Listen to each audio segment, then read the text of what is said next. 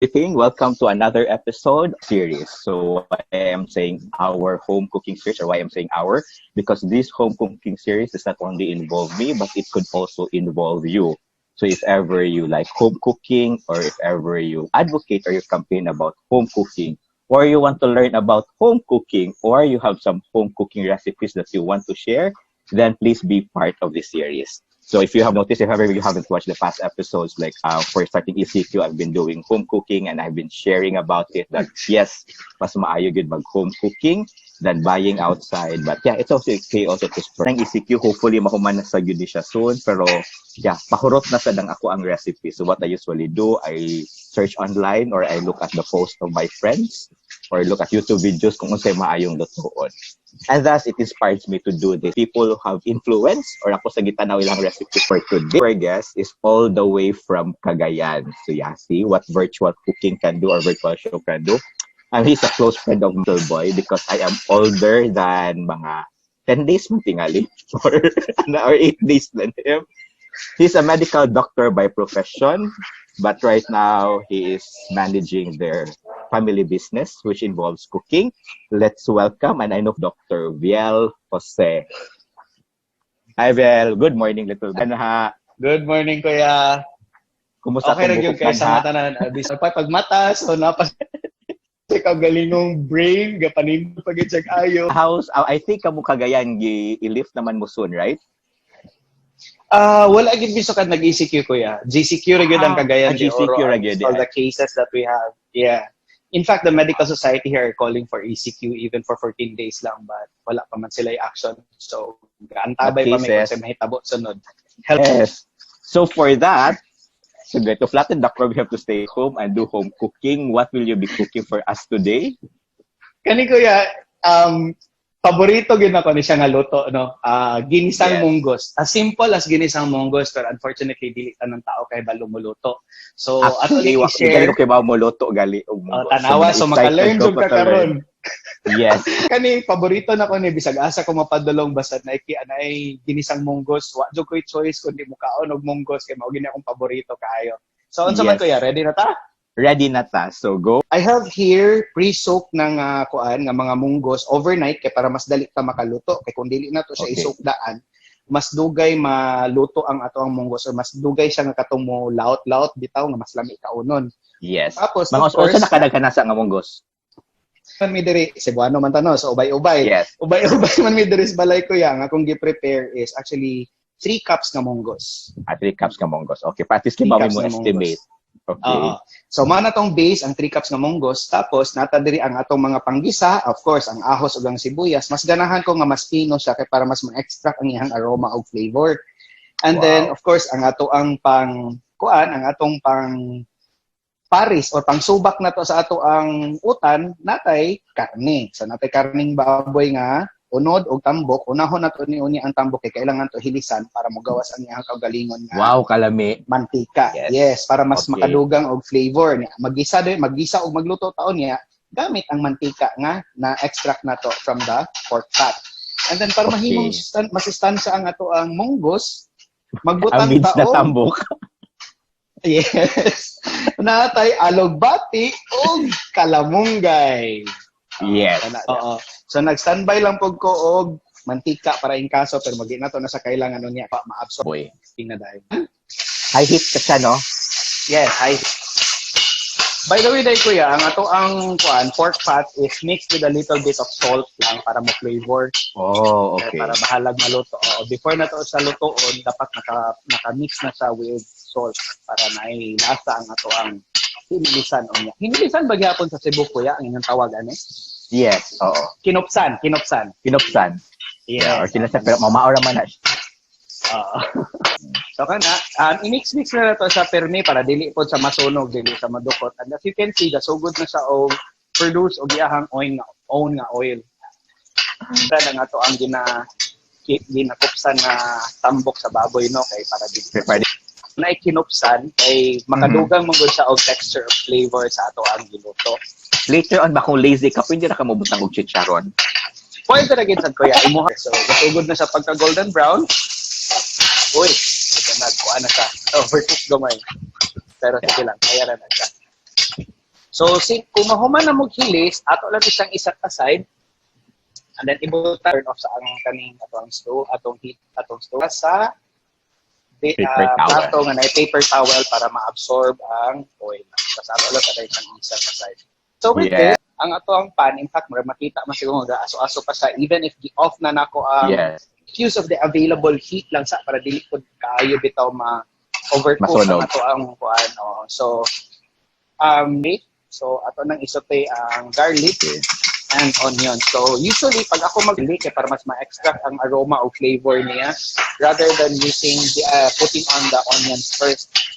So kana ma-feel na nimo nga gapanimahos, and make sure also nga bantayonon nimo ni siya kay especially naka-mince dali ra masunog. So incorporate the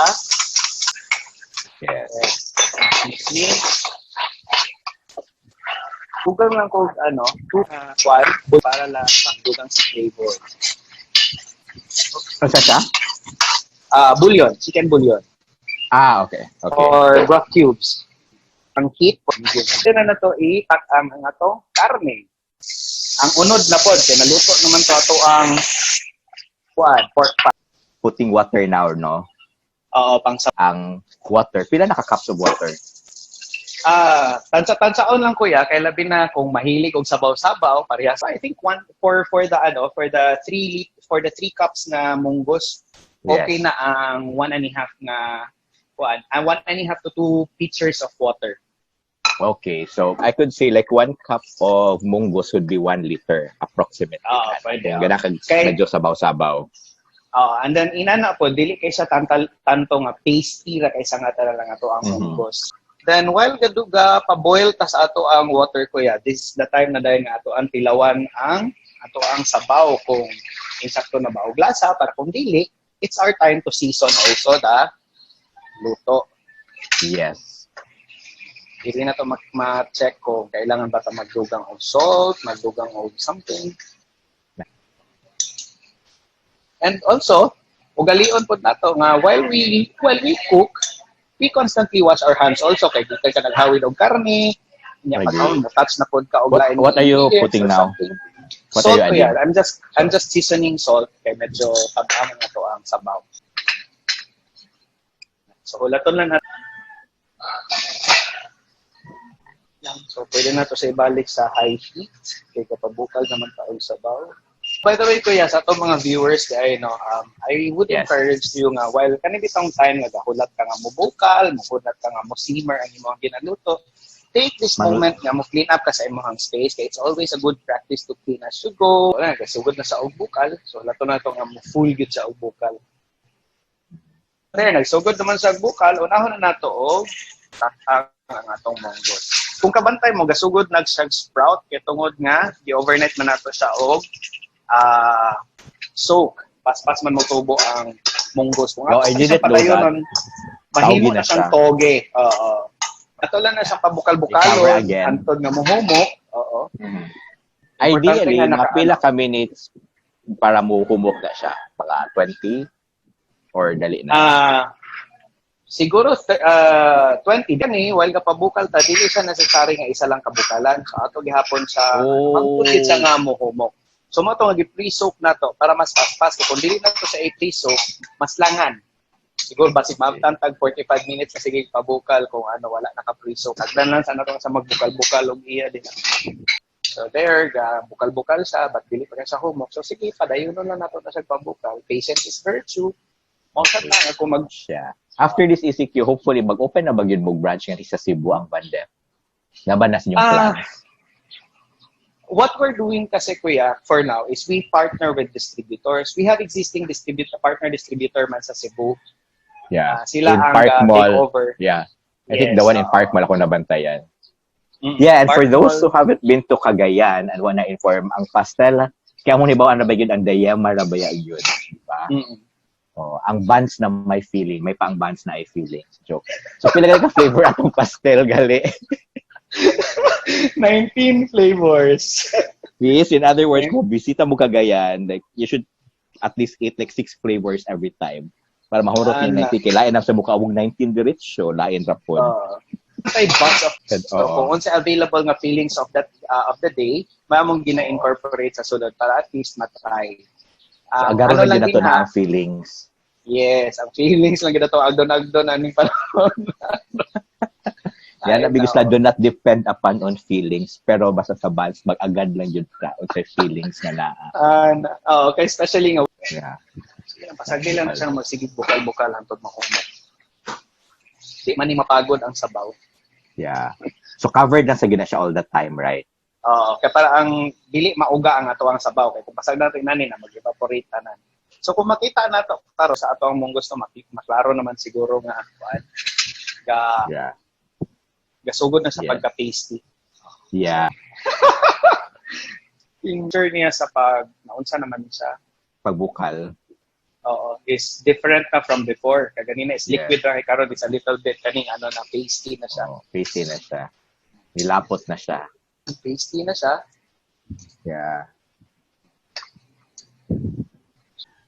Yun, dani siya. Pasty na siya. Yes. Makita man sa nato sa sabaw. Dili na Yeah. para sa ganina nga I on agree. the clear side. Ano niya, So with mabuta this- pakagkuan, kamunggay, and alugbati. Right?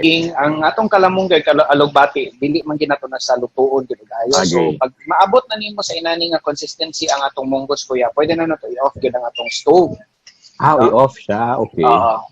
If I-simmer lang. paniod to, Oo.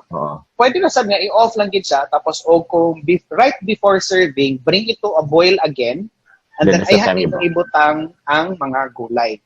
And para at least ang gulay dili siya malata, dili siya magsawag ang atong incorporate na very watery, dali siya maluto. Mhm. So mahulog sa nga igo lang nimo sa i-blanch bitaw kadjot na then serve na dayon para presko ang gulay. Sa mga magbukal siya. Okay, mukapit yun. Yeah, Ang may pakamunggay mo ka. mukapit yun. Mo hold on yun. Correct. Ay, nako. Sana all kamunggay. Okay, so mix it a little bit, tapos para dili kayo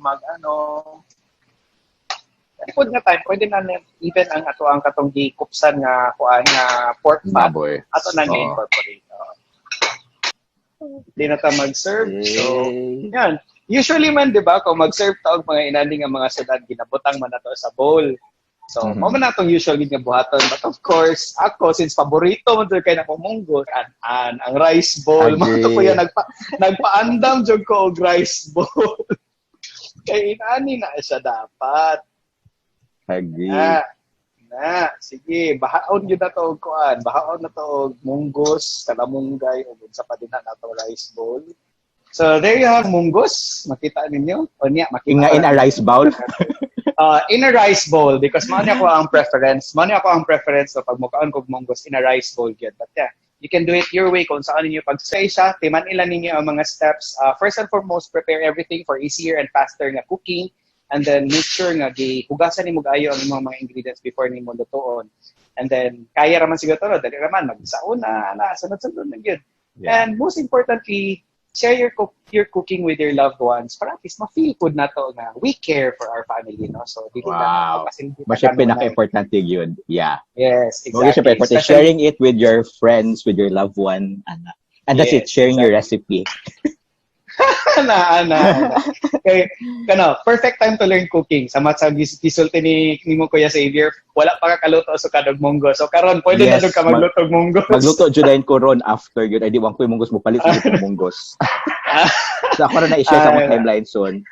So yeah, anyway, Correct. thank you so much, Little Boy, for sharing the recipe. Thank you, At least, Kuya. For sure na ka nakibawa na. So before we go, if ever you want to plug something or you want to say something, Siguro as a doctor, even if dili na ko frontliner karon, let's help the government and help each other to flatten the curve. Kaya mo may pinaka-importante ang pinakatumong na tong tinguha karong panahon nga gatubang taog COVID, no. So, yun, just stay home kung dili necessary nga mugawas if dili kailangan, just stay home and do your part to help flatten the curve para mahumantag sa iyo ani atong gatubang nga problema. And yes, this is the best time and high time to learn new things. You can hone your craft or you can learn other things na wala pagid nimo nabuhat. And yes, the best thing to do it is share your hobbies and interests with your loved ones kay nganla naman lang gid naratas balay permi. So kung luto-luto man gani ang imuhang gusto nga i-learn karong panahon na, of course, ang imuhang family wala sila choice kundi sila unang motilo sa imong giluto, lami man or dili. Abang ko og share sa inyo sa simple nga recipe sa munggos. I know nga daghan og munggos lovers din na nga dili pa kay balo mo luto sama og munggos sama ni Kuya Xavier. So high time na nga makaluto mo ginyong kagalingong version sa inyo sa ginisang munggos. Lagi. Thank you so much. And if ever you want to follow you, where can we follow you? Okay. And for my Instagram, it's DLJoseMD, and my travel Instagram is ItchyFitMD. And for my TikTok, you should follow his travel Instagram. Hala, wako, in fairness, di data friends sa TikTok, wako na follow ni mo sa TikTok. So, di sayaw na ka na ito. Kas ara. So, yun. It's still DLJose.md. And then for my YouTube channel, it's DLJoseMD. No, ItchyFitMD. Okay, wala na biyahe. So for YouTube, it's ItchyFitMD as well as in Instagram. Okay. Yes. That's it. So thank you so much. Till next time, masige guest di ka og balik. Then, yeah, masige magluto pataglain. Okay. Ay, ingat. Bye-bye. Bye-bye. Okay, so that's it, guys. So again, thank you so much. Dito na mo sa pagluto o ginisang munggo. And actually, kinutuon yun din na ako ron. So again, if ever you want to know some new recipes, i-check lang niya siya nga series, or if ever you want to share something, just do message me, or if ever you have a friend na ganahan ninyo i-share ang iyang recipe, please do tag them below para ato siyang ma-appeal. So again, please do follow me also in all my social media platforms, in Instagram, in Twitter, or in Facebook. Just search Dookiesave, that's DOOKIAXAVE, or The Dentist is Out in YouTube. So keep safe, stay at home, and don't forget to just keep on smiling. Bye-bye.